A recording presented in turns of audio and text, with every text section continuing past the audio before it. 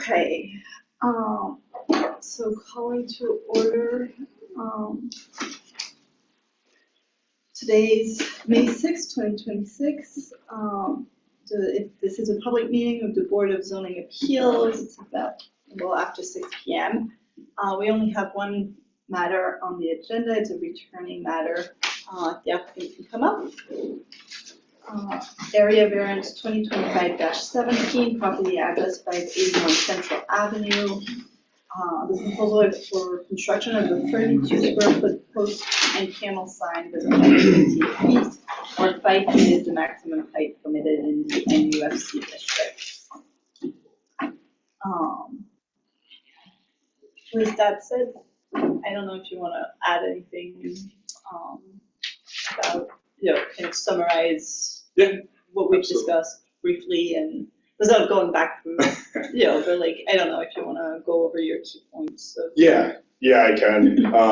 Sam Burden, Polar Engineering, Mike McCracken, Hospitality Syracuse Inc. Mike's traveled from Syracuse to be here with us tonight. Pretty simple proposal here. I'll just touch on where we were and where we are now. So we're looking for the variance for a detached sign height where 5 feet is allowed and 15 is proposed. That would be a 10-foot variance sought within the mixed-use form-based code, or MUFC. In our original meeting, when we discussed this, the board covered good points that we believe we have addressed in the various months to this point.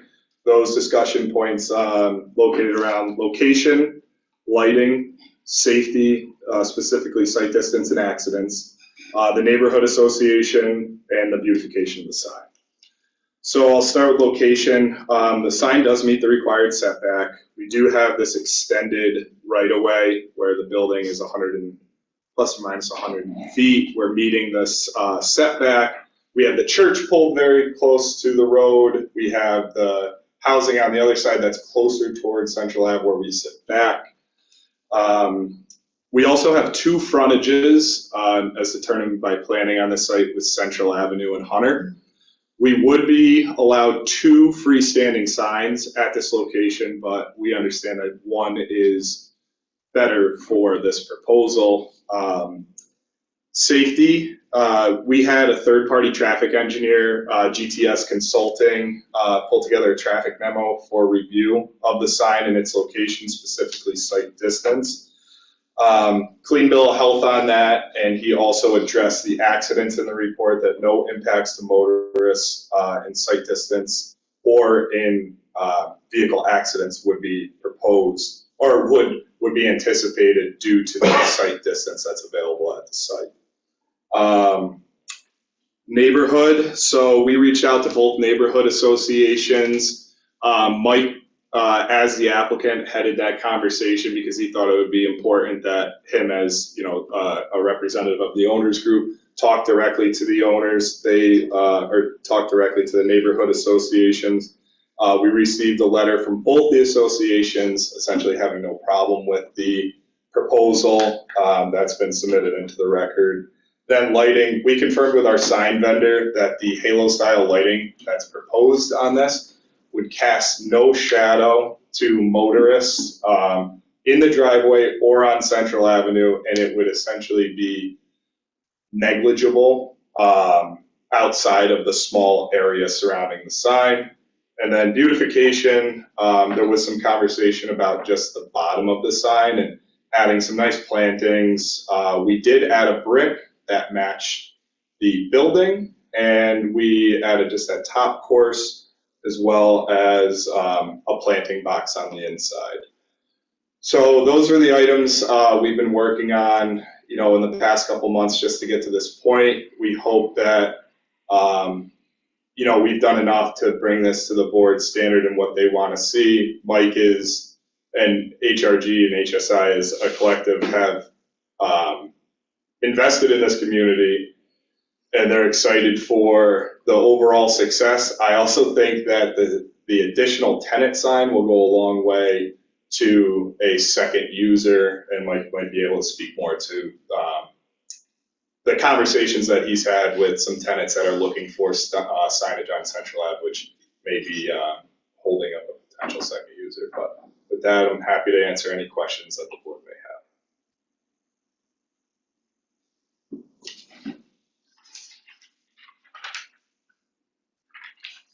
I have a question. Yes. So there was no traffic study, it was like a traffic memo? Yeah, so he essentially, it was a traffic memo. Because I ran internal numbers of crash rates in that area. It's pretty bad. It's mostly due to the slip lane, a few yards away. Like, it has nothing to do with that building per se, but it's just really bad. And there's a very high AADT, or annual average daily travel path. It's like, this was done a couple of years ago. It's like, I want to say it was around 20,000 vehicles. At first I thought it was 15, it was over 20,000. It's a great traffic pattern for businesses. Mm-hmm. So high visibility, high conflict area, just with vehicular issues, several bike ped incidences, injuries, that resulted in injuries.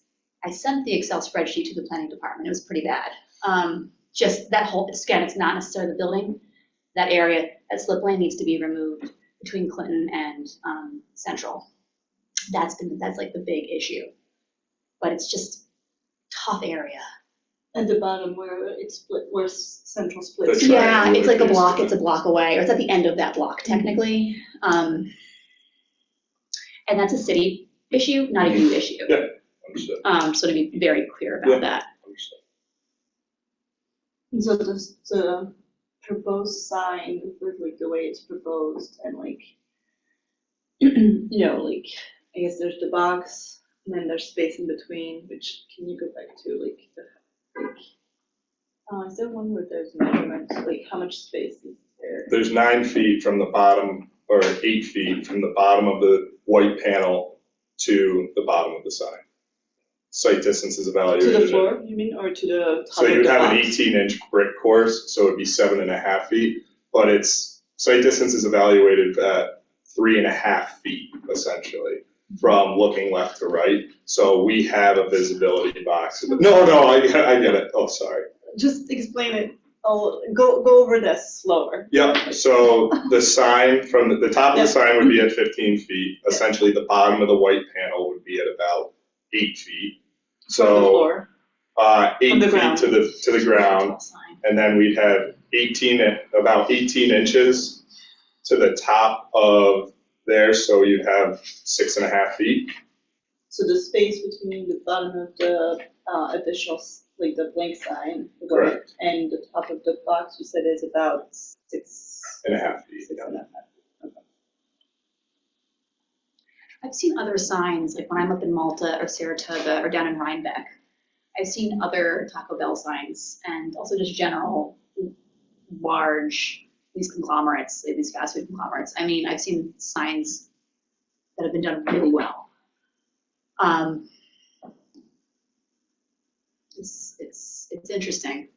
So this halo lit sign is the same design that we did in Malta. It's the same. That they allowed it. They don't allow internally lit signs, but they did allow this halo lighting. Yeah, they have form-based code, which is Yep. really interesting. Yeah, and it's actually set up similar to how the form-based code is here. And that was the first thing that we thought of, was when we were proposing the sign, is this matches the standard that Malta set forward. And that's why we have the same. And I think in Malta, we do have the brick base as well. So we match that. What do you have up in Saratoga, if you remember? It's an ugly old pylon sign. Really? It's been there forever, but it was part Malta of was KFC. It was a KFC originally, Okay. and then it was converted. But we do need to change the sign. It's ugly. Malta is a brand new build. Way back. No. The new. Oh, Malta was, Malta yeah, I'm sorry. Was a new build 2 years Correct. ago. So when it comes to safety, you were saying it was 3 feet for the sight lines. So like for like the traffic, and I guess I'm thinking, but maybe I don't know anything about this stuff. Like if you're coming, from the bottom of where we were talking about that triangle, right? And so you're coming up Central, I guess. There's greater than 500 feet of site. It's not their problem, it's No, a city but- problem, just to be very clear about that. Yeah, but so going back, so you're driving up and then you see the sign. I think when we were last discussed, like, I guess, with the way their sign is currently proposed, are there concerns that was like, I guess, was that the bricks are not in the way of doing anything, I guess, like of viewing the cars coming in or out of the parking lot, right? Like, I'm assuming that the site issue is about like turning in, and I guess getting to see the sign soon enough to, like, I don't know, or. It's general sightline. You just Or don't, that, like, you I mean, don't the want sign anything. isn't really blocking viewing cars coming in and out, right? That's correct. Well, one other thing, if I could, to keep them, or if we don't get this variance, it ends up being that sign ends up from the ground up 5 feet. So that's really the two decision points are, do you want to look through it or do you want to look right at it? And I guess we're hopeful that we can get it a little up, higher up in the air, just for a little earlier. And there's a lot of noise at the ground level too, you know, there's a lot of people walking, driving. So it's a little easier to see if we can get it off the ground a little bit. Would you be able to share more details about the site distance review that was conducted and the conclusions? Yeah, so GTS, I just should mention, as well as a PE, he's a professional traffic operations engineer. So he evaluates these memorandums. He's a professional at this. I've had worked on many projects with Gordon Stansberry, and he reached out to me and said that he does not believe, in his opinion, that a traffic study would be warranted, or that the need for any further evaluation would be required, because the standard set forth by the AASHTO, I call it the Green Book, but what I'm used to is between 290 feet and 385 feet. That's for 30 mile per hour to 40 mile per hour zones. This location is a 30 mile per hour zone, and we are greater than 500 feet of sight distance. So the conclusion is that the sign will not impact intersection sight lines looking east along Central Avenue for motorists exiting the site. There's no anticipated impact on traffic operations with the proposed sign, and no anticipated impact on incident patterns or rates in the area.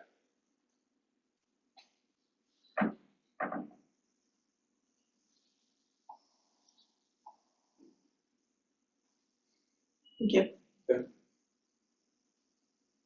Any other questions, comments? Oh, no, I think I've bombarded Sam and Mike here with enough over the last couple of meetings. I got nothing. No, we appreciate all the feedback. We understand you guys are it's about the community and what you're looking to do. Mike also has the business that in this area that he invested in, so we have to also think of that. The sign, really do feel, is necessary to the long-term overall success of the business. Mm-hmm. Is there anyone online for public comments? Anything else from the board? Any motion?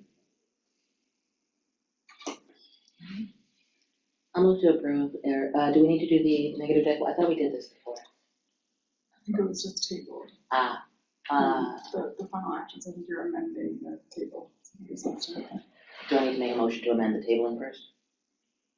No. I think you can just make, you're just voting motion. Awesome.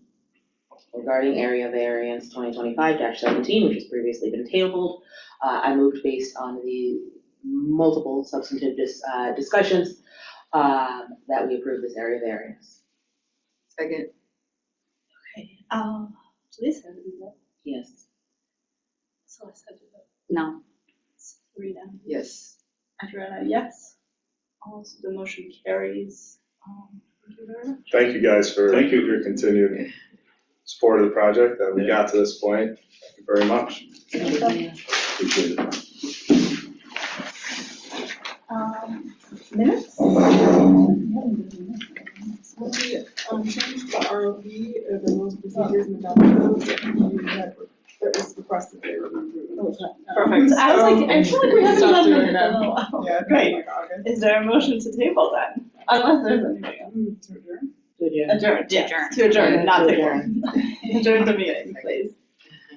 All in favor? I heard a second, I think. Yes, Serena. Serena seconded. Did you get? Yeah. All in favor? Yes. I Okay, great, thank you. Thank you.